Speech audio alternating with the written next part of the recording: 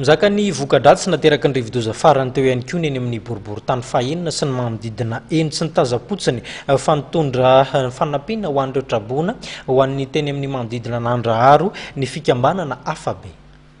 Ankoatra ireo trano avo be sy tsara tarehy tazana avy ety ivelany dia ao anaty fasahirahany tanteraka ireo mponina eny amin'ny faritra Anosivavaka, Ambodivohitra sy Andraharo iny noho ny fiakaran'ny rano.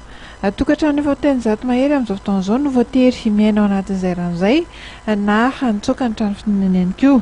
Nahatonga an'ilay rano moa hoe tafiditra tany anatin'ny tokantrano dia eto amin'ny teny anareo hoe vokatrin'ilay rano tsy mandeha. Tsy nandeha zany ny rano tamin'iny kanaly iny dia lasa nivarina nakany anatin'ny tokantranon'olona daholo. Isaorana manokana moa ny tao mifidy zany no karakara mba nandefa imo izay ny asa teto amin'ny fokotaninay andreo tsy manana asa moa zany indrindrandrindra fa reo anatin'ny trabony izay misy eo amin'ny 20 olona eo nikarakarain'ny nikaramain'ny mifidy zany hanala ny tsikafona rehetrarehetra amin'iny kanalina iny dia hatramin'izay nanalana n'le tsikafona dia hita fa mikorina le rano mandeha tsara le rano ka io zany amin'izao andro amin'ny fahavaratra io dia tokony mba hojerena manokana ho ataon'ireo amin'ny apipa zany efa akaiky ny fahavaratra.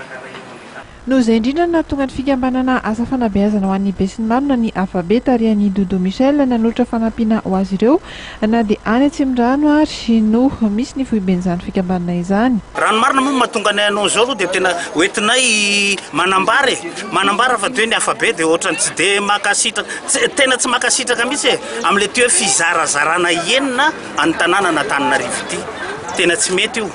Lasa aloha loatra nanaovany zareo an'io zavatra io. Enim-bolana ve no ijarana na Antananarivo everiko fa tsy mety zany zavatra zany. Tokony mba fampiarahana io zavatra io. Tokony mba hoe mba nisy hoe hevitra avy amin'ny vahoaka ihany koa nge vahoaka na Antananarivo indrindra tokony afantatra n'io zavatra io.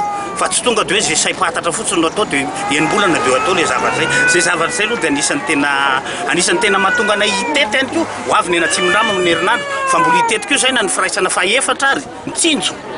Tsinjon'le namanay le ohatra hoe reo trabona izay azo lazaina fa piray tamindrazana amintsika ireo miantso zany zay amin'izao fotoana izao. Miantso an'ireo fikambanana maro isan-karazany zay mbola tsy nanao. Reo mpanao politika indrindrindrindra zany. Reo nareo tena milaza nareo favori ireo. Tongava raha ohatra ka mbola tsy nanao ny adidinareo nareo. Mijaly ny vahoaka malagasy ary mijaly ny firenentsika amin'izao fotoana izao. Entana ilaina amin'ny fiainana andavanandro toy ny vary, ny menaka ary savony natolotra tamin'ity androany ity. Araka ny fanazavana dia tsy hijanona eo ny hetsika ataon'ny fikambanana ho an'ny mpiray-tanindrazana any Alan-doza ireny fa dia mbola hitohy any amin'ny faritra hafa ihany koa.